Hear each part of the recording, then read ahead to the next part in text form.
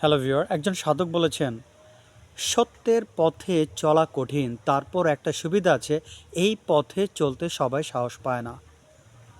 সত্য পথে চলাটা আসলে কঠিন, কেননা আমাদের মধ্যে অনেক খারাপ দোষ আছে। লোভ, হিংসা, অহংকার, কামপ্রবৃত্তি, নানান ধরনের কিন্তু কু অভ্যাস আমাদের মধ্যে আছে, যার ধরুন আমরা চেষ্টা করলেও কিন্তু সৎ পথে চলতে পারি না। লোভ, অহংকার, হিংসা এগুলো আমাদেরকে সৎ পথে চলতে বাধা সৃষ্টি করে থাকে, যার কারণে আমরা চাইলেও কিন্তু সৎ পথে চলতে পারি না। এই সৎ পথে চলা এক অনাবিল আনন্দ আছে, কেননা মানুষ যখন সৎ পথে চলে, সৎ কাজ করে, তখন কিন্তু সে এক অনাবিল শান্তি পেয়ে থাকে। এই সততার মধ্যে এই সততার মধ্যে এমন শান্তি আছে, এই সততার মধ্যে চিরন্তন শান্তি আছে, সৎভাবে জীবনযাপন করার মধ্যে অনাবিল শান্তি আছে, যেই শান্তিটা একমাত্র সৎ ব্যক্তি পেয়ে থাকে।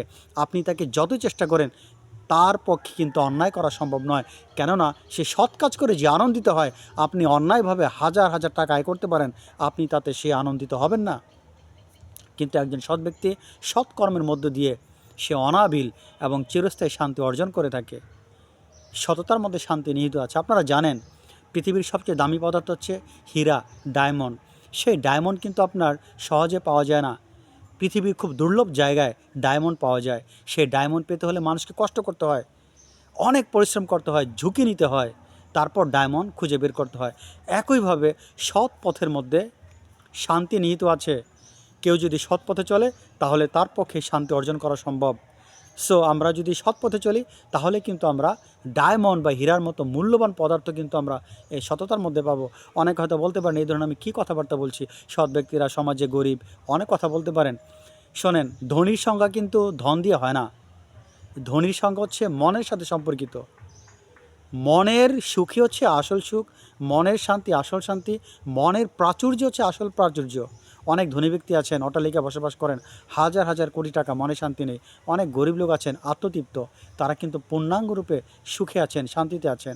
সৎ ব্যক্তি কিন্তু মহান আল্লাহ তাআলার উপর নির্ভরশীল, সব কিছু সে তার উপরে দায়িত্ব ছেড়ে দেয়, সব কিছুর জন্য সে মহান আল্লাহ তাআলার উপর নির্ভরশীল হয়ে থাকে।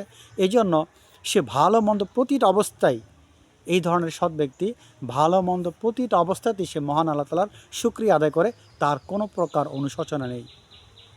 এই জন্যই বলা হয়েছে, সততার মধ্যে অনাবিল শান্তি আছে। একমাত্র যারা সৎ ব্যক্তি তারাই শান্তিটা পেয়ে থাকে, আর যারা অসৎ তারা কখনই শান্তিটা পেতে পারে না।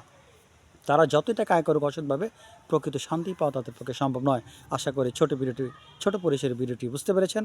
আজকে এখানে শেষ করতে চাচ্ছি। আল্লাহ হাফেজ।